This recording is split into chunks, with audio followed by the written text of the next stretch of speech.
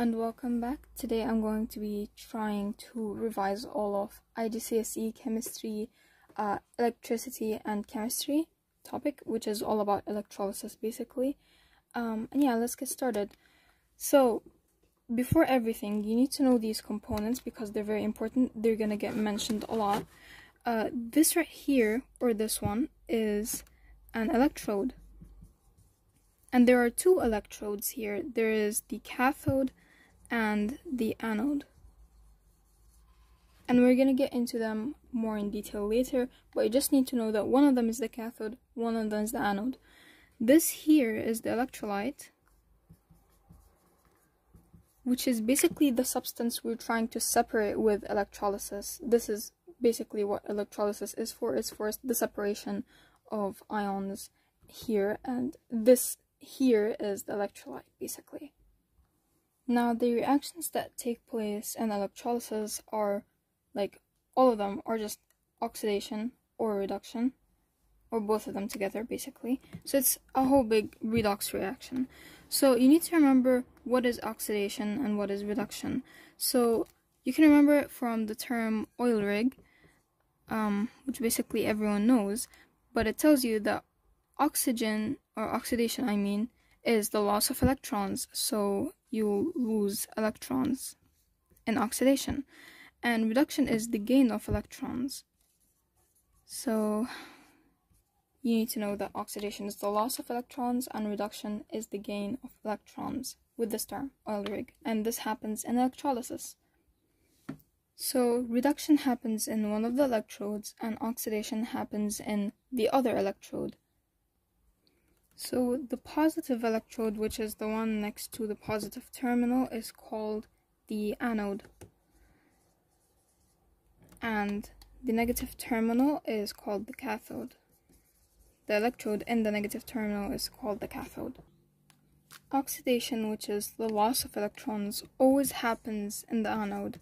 So oxidation takes place in the anode, and reduction always takes place at the cathode, where gains electrons. So reduction happens here. Now, how do I remember where each one takes place? This is where another term comes in. This is an ox and red cat. Now, what this means is that at the anode, oxidation takes place, and at the cathode, reduction takes place. So this is what we know so far, that here is an ionic compound, and this is called the electrolysis. And then here is the positive terminal where the anode is, and the negative terminal is where the cathode is. And oxidation takes place at the anode, and reduction takes place at the cathode. Let's take calcium sulfate as an example of an electrolyte. And the ions here are calcium ions and sulfate ions. So there are two ions here. Now what will happen is, at the anode, oxidation takes place, which is the loss of electrons. The ion that needs to lose the electrons is the sulfate ion. The sulfate ion has a negative charge, which is why it will get attracted to the anode, which is positive, and it will get oxidized, which means the two electrons it has that are extra will get lost.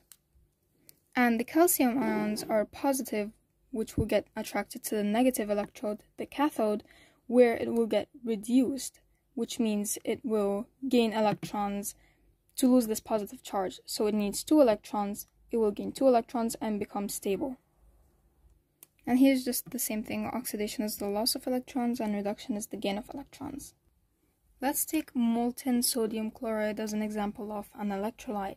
We want to electrolyze sodium chloride. So first we're gonna separate the ions. So we know that we have sodium ions and chloride ions right here. So here's a demonstration of sodium ions and chloride ions. So the positive ion will get attracted to the negative terminal, which is the cathode, and the negative ion will get attracted to the positive electrode, which is the anode.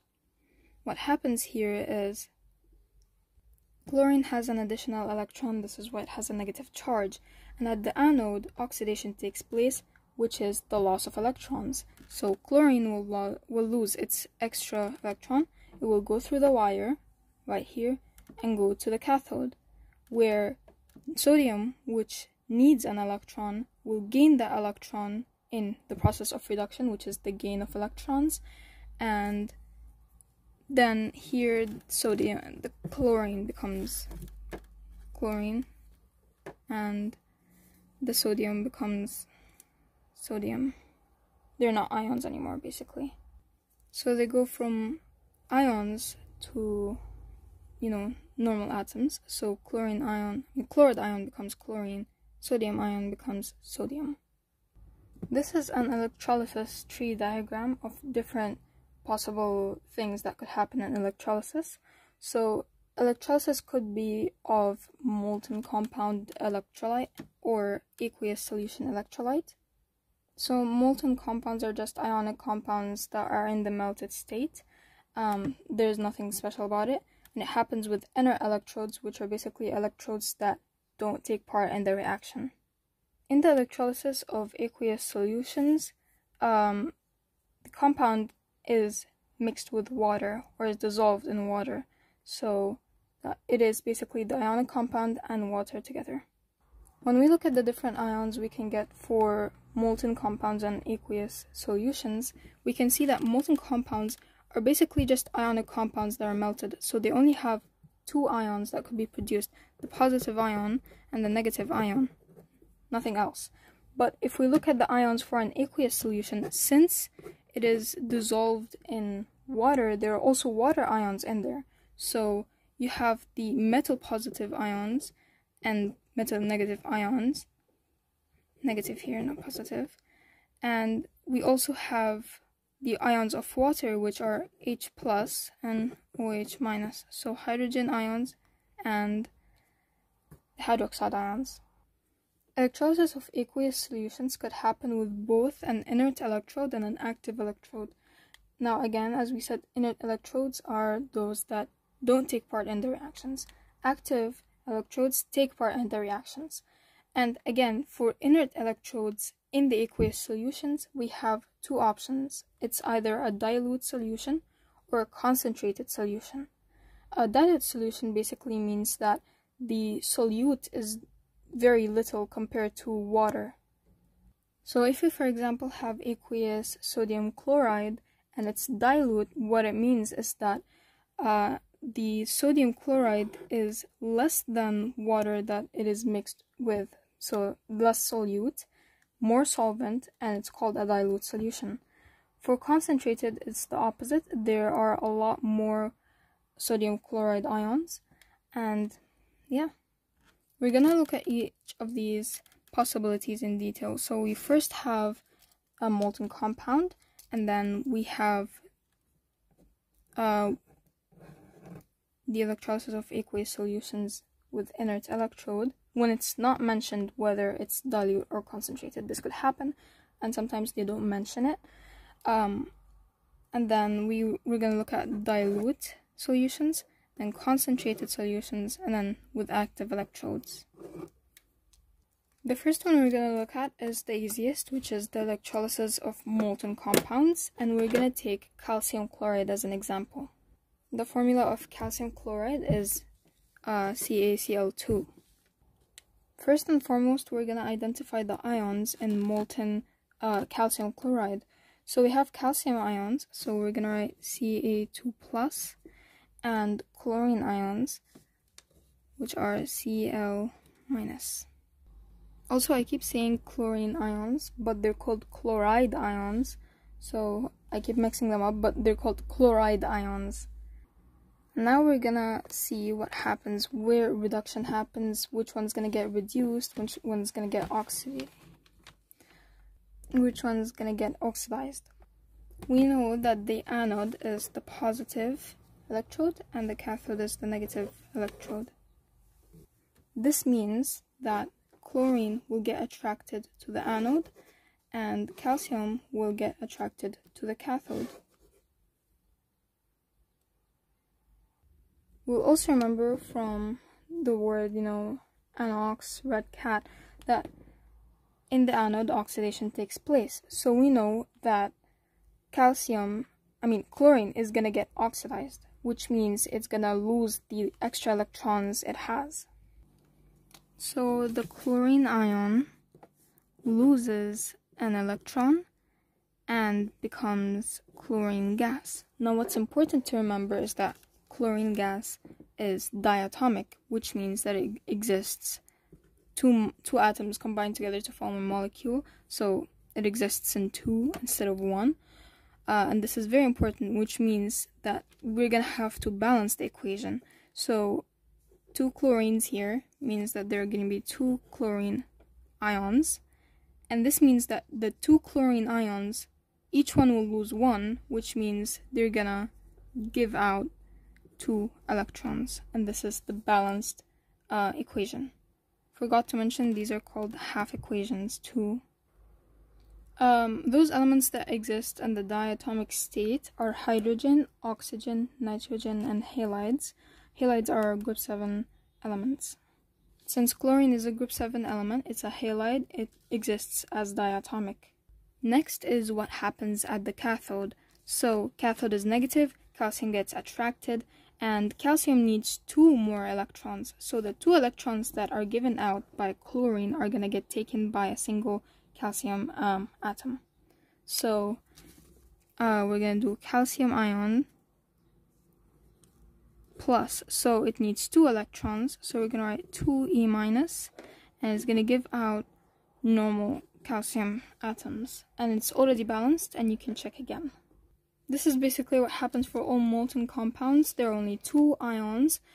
Each one of them gets attracted to the opposite charge electrode and then gets oxidized or reduced. For the electrolysis of aqueous solutions, we're going to have to take some rules, and these rules help us decide which ion is going to get reduced, which one's going to get oxidized. So from both positive ions, only one of them is going to get reduced, and from both negative ions, only one of them is going to get oxidized, and we need to know which one does and which one doesn't, and these rules help us find out. So at the cathode, which is the negative electrode, these are the rules we need to follow, which are: if the metal is more reactive than hydrogen, metals exist as ions, and hydrogen ions will accept electrons to become hydrogen. So I don't know why it looks complicated here, but it's actually very simple. Again, for this, we're going to take aqueous sodium chloride as an example. So when we compare the reactivity here, first we're going to look at the cathode, where the positive ions get attracted to the negative electrode. So the positive ions are sodium, so it's a sodium ion, and hydrogen from the water. So basically what happens is we're going to compare the reactivities of these 2 positive ions. So if the metal ion is more reactive than hydrogen, then hydrogen gets selected, hydrogen gets reduced, which means that it's going to gain an electron, and the sodium remains in the electrolyte. If, however, the metal was less reactive, so let's say, for example, we're taking a compound that has copper in it, copper is less reactive than hydrogen in the reactivity series. So with all of this, you're going to have to compare everything with the reactivity series. So you can see where hydrogen is, you're going to see whether the metal you're talking about is less reactive or more reactive. Of course, you're not going to have this in the exam, but you just need to know. So copper is less reactive than hydrogen, which means that copper will get reduced instead of hydrogen, which is the next thing that's said in the paper. So this is the rule you're going to have to take for the electrolysis of aqueous solutions at the cathode. At the anode, the 2 ions are chloride ions and hydroxide ions. Which one of them will get oxidized? If the aqueous solution is concentrated and it has a halide the halide ion will give the electrons and get oxidized instead of the hydroxide ion. So you just need to check whether it's concentrated and it has halides. If so, the halide will get oxidized. And if no halide is present, or if the halide solution is dilute, so if these conditions are not met, basically, the hydroxide ion will give up the electrons and oxygen gas will be formed. So if this, for example, is concentrated sodium chloride solution, so what happens is, since it's concentrated and we have a halide, the halide will get oxidized instead of the hydroxide. If this was, however, a dilute aqueous sodium chloride solution, the hydroxide ions will get oxidized instead. If none of this happens and there's no halide to begin with, so for example, sulfate ions and hydroxide ions, there's no halide here, so automatically you're gonna pick the hydroxide ion. This is what's gonna get oxidized, and yeah.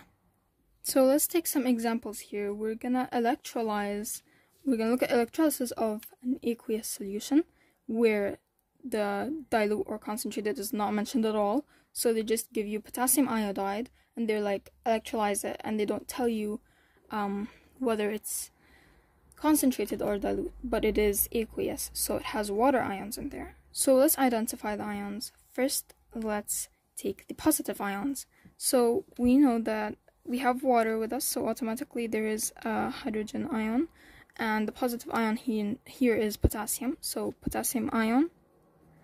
And now for the negative ions, we know that we have water ions again, so the hydroxide ion, and here we have iodide ion. So these are the ions we have. The next step is we need to ask ourselves which ion is going to get reduced and which ion is going to get oxidized. So since it's not mentioned, we have to keep this in mind only at the cathode, at the anode, where oxidation takes place, where they lose electrons. So the anode is the positive electrode, cathode is the negative electrode. Of course, we know that the negative will get attracted, but we need to know which one of them will get attracted and oxidized. So we need to follow our rules. We need to check, do we have a halide? Yes, we do have a halide. We have iodine, which is halide. Now we need to check whether the solution is concentrated or dilute. And since it's not mentioned whether it's concentrated or dilute, we're automatically going to take the hydroxide ion, and this is what's going to get oxidized. So this is the half equation of the oxidation of hydroxide ion. Now this is a bit complicated. I'm not going to really explain it, but you just need to memorize it since this occurs a lot in questions. You just need to know how hydroxide ion is oxidized. So it gives out water and oxygen gas, so there will be bubbling and 4 electrons. Next is at the cathode, the negative electrode. The positive ions are going to get attracted. So we need to know which one of them will get attracted. We need to remember our cathode rule, which is whether the metal ion is more reactive than hydrogen or not. In this case, if you look at the reactivity series, potassium is more reactive than hydrogen. In this case, we're going to follow the rule. If it's more reactive, hydrogen is going to get reduced. So we're going to take hydrogen ions, and this is what's going to get reduced. So hydrogen ion will gain an electron, and hydrogen is deposited, hydrogen gas. And you need to remember, hydrogen is also one of the diatomic elements. So we're going to put a 2 here, which means we're going to have to balance the equation. So 2 hydrogens here, we're going to add a 2 here, and 2 hydrogens with a positive charge means that 2 of them will release electrons. So we need to write 2 electrons here. Our next example is the electrolysis of concentrated aqueous solution. So we're going to highlight the important terms here. We know that it's concentrated and it's aqueous. The concentrated part is going to help us in the rules of the cathode and the anode, and the aqueous part tells us that there are 4 ions. So the positive ions are of course the hydrogen ion because of water, and we see lithium here, so lithium ion, it's positive, and then we have hydroxide from the water, and then the bromine, which is negative.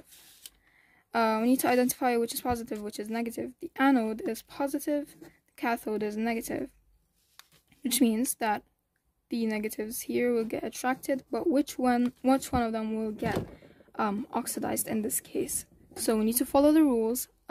We know that it's concentrated, and we have also a halide, so it's concentrated, and we have halides, which means that the halide is going to get deposited. So we're going to write the equation Br minus ion.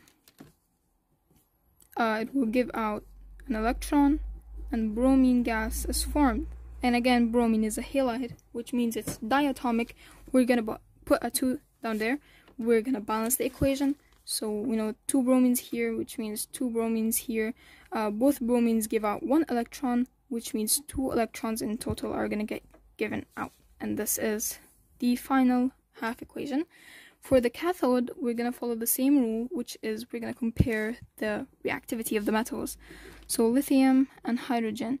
Look at the reactivity series. Lithium is more reactive, which means hydrogen is going to get deposited. So again, we're going to write for hydrogen. Hydrogen ion, it gains an electron because this is reduction. No, I mean this is oxidation. Yeah, reduction. So gains electrons. Gains an electron, forms hydrogen gas, which is diatomic. We're going to balance 2 hydrogens here, so 2 hydrogen ions. Both of them give out 1 electron, so 2 electrons in total. And this is the final equation. Here, it was not showing. This time we're also taking lithium bromide, but it's dilute. So again, we're going to identify the ions. And we know that there are 4 ions because it's aqueous. So, of course, the hydrogen ion from water, hydroxide ion from water, then the positive is lithium, negative is bromine. So these are our ions, which means the negative ions are going to get attracted. Which one of them though? This is dilute. So we know automatically, since it's not concentrated, even though we have a halide, it's going to be the hydroxide ion that gets deposited. So again, we're going to follow the hydroxide ion equation, which is 4OH minus 2H2O plus O2 plus 4 electrons. And at the cathode, which is the negative one, we know that the positive ions are going to get attracted. They're going to gain electrons, so they're going to get reduced. Which one of them though? We know that lithium is more reactive than hydrogen, so hydrogen is the one that's going to get deposited according to the rule, and we're going to write it down. So hydrogen ion gains an electron, forms hydrogen gas, diatomic, which means 2 hydrogen here, 2 hydrogen here. Both of them give out 1 electron, so 2 electrons in total should be taken in. We're going to do another dilute one. So we have dilute aqueous copper sulfate. We need to identify the ions. It's aqueous, so we know there are going to be 4 ions. The positive ions are the hydrogen ion, the copper ion, because it's here, so copper is 2 plus. And then for the negative, we have the OH from the water, and the sulfate, which is SO4 2 minus. At the anode, which is positive, one of these 2 will get taken. So this is a dilute solution, so we know automatically that the halide is not going to get selected, or the hydroxide one is going to get taken, but we don't even have a halide. So automatically, because we don't have a halide, we're going to go with the hydroxide ion. So we're going to write the hydroxide ion equation. So it's 4OH minus 2H2O, oxygen gas, 4 electrons. At the cathode, it's negative, so positive ions are going to get attracted to the negative electrode. Now we need to compare, of course. So we have copper, we're going to compare it with hydrogen. Which is more reactive? Now, according to the reactivity series, hydrogen is more reactive than copper. So, according to the rule, we're going to take copper this time. So, copper ion, it needs 2 electrons to become stable. So, 2 electrons, and normal copper is going to get given out, deposited. So we went over molten compounds, we went over aqueous solutions where it's not mentioned whether it's dilute or concentrated. We went over dilute, we went over concentrated. The last thing we have left is active electrode. Before we end this off, a quick thing that I have left to say are the observations. So when they ask you what do you observe at the anode or the cathode, something like that, you need to be able to know what to say. So when oxygen or hydrogen gas is made, you'll notice bubbling. Now you can't really say there's a color because oxygen and hydrogen, they don't have colors. So whenever you have to add an observation for the cathode, because of the formation of hydrogen, or the anode because of the formation of oxygen, you're going to talk about bubbles being formed. You can see bubbles. Same thing is for halide gases, actually, like bromine or iodine or potassium. Bubbles are formed, but there are also colors that are being emitted. So, for example, you have here chlorine gas is a pale green gas, and there are bubbles that are formed. Iodine is purple, chlorine is pale, as we said, bromine is red-brown gas. So you need to know the colors, and these colors, if I'm not wrong, are in the periodic table chapter.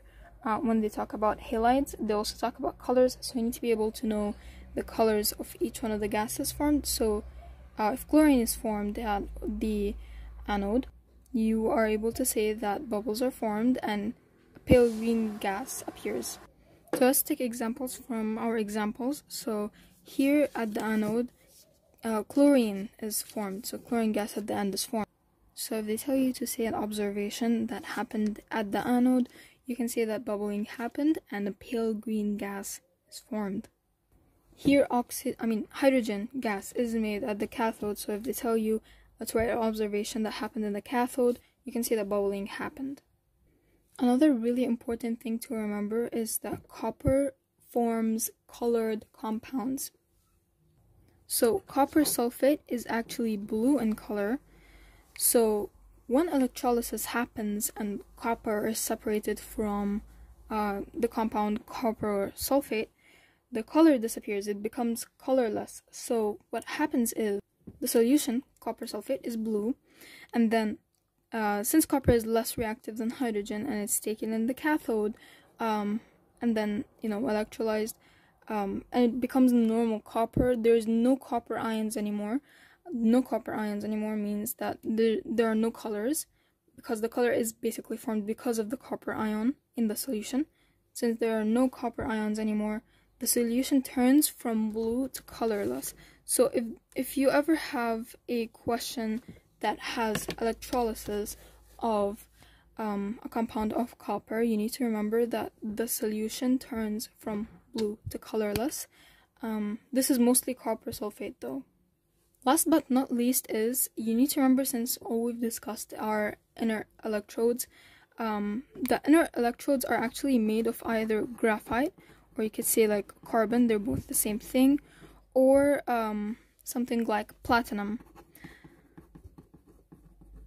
So these don't interfere in the reactions, however, they do get used up. So these electrodes need to get replaced frequently because they get used up. And if they ever ask you why carbon and platinum or graphite platinum are metals that are used for inert electrodes, you need to say that they are very unreactive, which means that they don't participate in the reactions, which is basically what an inert electrode is. They don't participate, so they don't take part, but they just decrease in volume because they're very unreactive. One more thing you have to keep in mind is, for the observations, you cannot say that the mass of the electrode decreases or the mass of the electrode increases in, you know, the sense of an active electrode, for example. You can't say these things because this is not an observation. An observation is something that is noticeable immediately, so like a color or bubbling, but the mass decreasing and increasing, it happens over a very long period of time, and it needs to be measured. And you don't want something that needs to be measured for it to be an observation. Observations are basically no measurements, you just see it and you know that something different has happened. So don't say that mass decreases is an observation. But since I really don't want to drag this out for longer, I think I'm gonna end the video here. And if you guys want me to do another one for active electrodes, I will. But thank you so much for watching if you made it so far, and bye!